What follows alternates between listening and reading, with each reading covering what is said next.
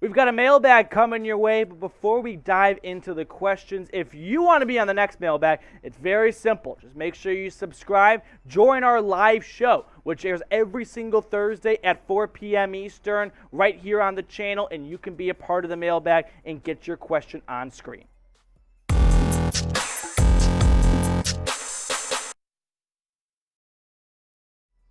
Today's Browns mailbag is sponsored by Mint Mobile. You may have heard of the cell phone company. It's owned by actor Ryan Reynolds, and he's got a great deal for you guys watching right now.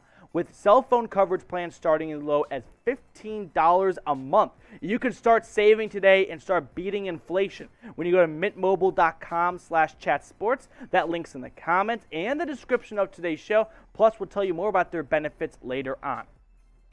First question comes in from a longtime viewer here at the channel, Levi Mayfield. What's your take on the rumor of just hitting Watson with the fine and no suspension?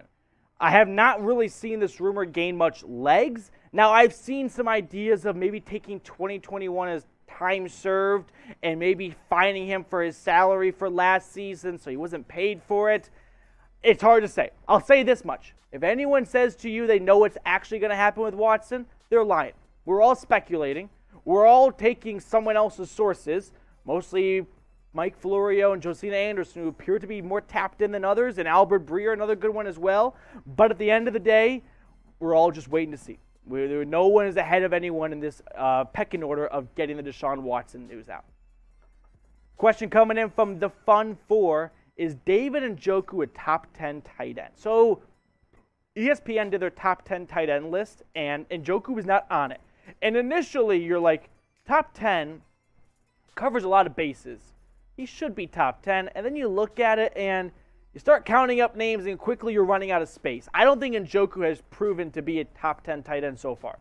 I think he has shown, like that Chargers game last year, that he absolutely has it in him, but have we seen it over the entire course of a season yet? No. I do believe Andrew Berry is confident that with Deshaun Watson at quarterback, he can rise Njoku to be a top 10, kind of like he did in Houston with guys like Jordan Akins, right? Some no-name tight ends, Darren Fells, he made look really, really good.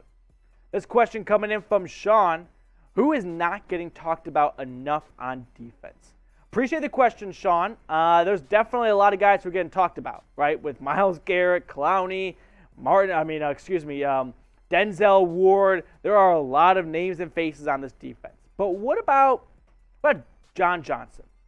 Player that came over in free agency last year from LA, and he had a good year last year. Unfortunately, it was sort of like I wouldn't say a wasted year, but when the team goes 8-9 and all the eyes are on Baker and just the absolute meltdown after a fantastic 2020 season, he sort of got lost in the mix. But I think he's one of the biggest leaders on this team, and I think he's going to hopefully be around for longer than just this 3-year contract. He could be around for maybe a second contract and prove to be a great safety duo with Grant Delpit. I mean, he said in his press conference the other day that him, Ronnie Harrison, and Delpit form, in his opinion, the best safety trio in the NFL. Now, while we talk about underappreciated guys, kind of off-the-wall question here. What Browns jersey would you want to get next? Because if you got a Baker jersey, if you got a OBJ or Landry jersey, unfortunately, it didn't last the longest. So who is someone on this team? Myles Garrett feels like a pretty safe bet if you want to get a jersey for someone that's going to be on this team for years to come. I think Nick Chubb, no matter what, regardless of where he finishes his career, that'll still be a great jersey to rep. I like a DPJ jersey. I think if you rock a DPJ jersey, people are going to be like, this guy knows football, right? Anyone can get a Deshaun Watson jersey, but a DPJ jersey, oh, okay, you really know the Cleveland Browns. Question coming in from my guy Ryan, have we been downplaying how good Cooper is? I definitely believe that Cooper getting traded for a 5th-round pick essentially is one of the biggest steals and one of the most underrated moves of the entire offseason. Just got lost in the entire Deshaun Watson saga. But yeah, he absolutely is going to be a great receiver for the Browns. We've looked at stats before of how he's been super consistent over his entire career. His bad years, like last year, he had like 850 yards and 8 touchdowns. If that's as low as it gets for Amari Cooper, yeah, he's going to be an awesome target for Deshaun Watson. Before we get to the rest of the questions on today's mailbag, I want to tell everyone watching about Mint Mobile because they have unlimited premium wireless plans starting as low as $15 a month when you go to mintmobile.com/chatsports. It's also super easy to switch from your current plan over to Mint Mobile because you don't have to go into a store, exchange phones, get a new phone number. No, you can do it all from the comfort of your own home. Thanks to new eSIM technology, Mint Mobile can mail you an eSIM, and boom, all you got to do is just watch the Browns report on your couch, and then you get a new $15 cell phone plan. It's going to help you beat the books right now with all the inflation going on here. You can actually try to pocket some extra dough and keep yourself comfortable. So get started right now, mintmobile.com/chatsports. That link's in the comments and the description of today's show. We got a two-part question. Here we go. Hey, Petey. I posted a DJ trade on your trade show a month ago and compared the expected compensation to Sony Michel and Matt Berea from recent trades. Here's what I wrote on June 20th. Trade Johnson and a 6 to Kansas City for 2023 fifth, or trade him to the Rams and give their fifth back for the Troy Hill fifth, back for 2024 fourth, as Cleveland doesn't have one because of the Baker trade. Okay, Poison Pill, I'm never going to doubt you because you live in some kind of crystal ball. The way you have predicted some things, I tip my cap to you. Yes, I do think if D'Ernest Johnson gets traded, you're going to see one day 3 pick go to Team X, and the Browns will get a slightly worse day 3 pick, right? The Browns get a 6, but they send a 7th away. Something of that nature, kind of like what you're getting at here, Poison Pill. As for the Chiefs, I know that they're pretty optimistic about CEH, Clyde Edwards-Helaire, having a good season this year. He started camp on the PUP list, but after one day he was activated. I think they kind of want to go all in on him for at least one more ride here. Rams, they're probably pretty confident on Cam Akers coming back this year. I know he had some fumbling issues in the playoffs, but they like him a lot down in LA. So I don't know if those are the best destinations, but sometimes your trades go to teams you don't expect. So appreciate the question, Poison Pill, and always appreciate you being an interactive member here at the channel. This next question comes in from Echo Foxtrot. What's a Browns trade candidate not named D'Ernest Johnson? All right, good timing. Producer Marshall getting this on screen. We talked a lot about trading D'Ernest Johnson. I don't want to talk about trading Kareem Hunt. So if I'm looking around the rest of the Browns roster, they don't have, this is not a selling team. This is not a team that's going to try to get new assets. So one guy that I think I've even mentioned before on the show, what about Stephen Weatherly? This was a defensive end signed in free agency that I believe was a contingency plan if Clowney did not come to Cleveland. Now, there was always this big sense that Clowney's going to come back. He just doesn't want to go to OTAs. He doesn't want to go to the offseason workouts. He'll re-sign. Well, then we kind of learned Clowney wasn't coming here if Watson wasn't coming here. And Watson coming here back in March before the trade happened seemed very little, right? So I think Weatherly all of a sudden might be out of a job with Chase Winovich also coming over, and you drafted Alex Wright. I mean, you've got Clowney, Garrett, Winovich, Alex Wright. That's 4 defensive ends. Maybe they go 5 with Weatherly, but I could see the Browns trading an edge rusher because in the NFL, you can never have enough edge rushers, but if you've got one to sell, teams will be calling. But speaking of trades here, really curious how creative and maybe how far back people can go. What's the worst Browns trade in history? Before in the show, we've asked about the best trade in Browns history.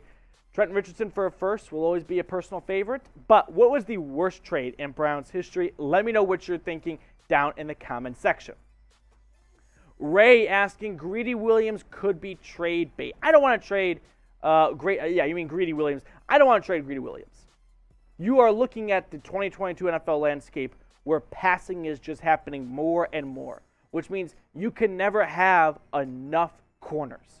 You've seen that Denzel Ward has shown not the most reliable at playing a full season. Hasn't done it once in his career. If you want to bank on him missing a game or two at some point, you're going to want Greedy Williams. And you're going to want Greedy Williams being the next CB1. Emerson slots up and A.J. Green slots up, right? You don't want it to be all of a sudden Newsome, Emerson, A.J. Green, and Herb Miller. No, I'd rather have and keep Greedy Williams. Plus, I don't know how much you can really get for a corner on the last year of their contract. That maybe you get something, but no. I mean, you get a 4th, probably a 5th, but I would rather have Greedy Williams. All right, next question coming in from Bo Haas. Go get Beasley before he signs somewhere else. Well, this mailbag is being taped right now during our live show, which airs every Thursday at 4 Eastern. So maybe by the time you're watching this, Cole Beasley has been signed by someone else. But you definitely saw a big-ish rush. Mohamed Sanu got signed by the Dolphins. Then Julio Jones goes to Tampa Bay. So if Andrew Berry is interested in a wide receiver at all, I'd recommend him not to wait too long before the last couple really notable ones out there, like Cole Beasley, get, swooped up. But as for actually signing Cole Beasley, he has shown he can be a very reliable slot receiver. But last year, I think he kind of took a big step back in terms of his ability to stretch the field. He looked like he was, I wouldn't say necessarily timid, but he looked like he was going to go down after catching the football and not maybe the best yard after catch kind of guy. Josh Miller, next question on the show. Is D'Ernest Johnson for Tillery, the defensive tackle from the Chargers, Jerry Tillery, a possibility? Good question. Now, if I'm thinking about the Chargers running back room, it's headlined by Austin Eckler. I guess they could be interested, but really, it's really difficult to do player-for-player trades that are kind of more lower level because it's hard to make sure one side is not taking advantage of the other in terms of which is more valuable. But I could see the Chargers maybe looking to offset Tillery and looking at D'Ernest Johnson like, yeah, we can never have enough backs here. We like to get creative. But I'm guessing if they're going to move on from Tillery, they'd rather get a pick back than a player like D'Ernest Johnson who I wouldn't say will ride their bench, but, might sit on their bench for a good amount of time.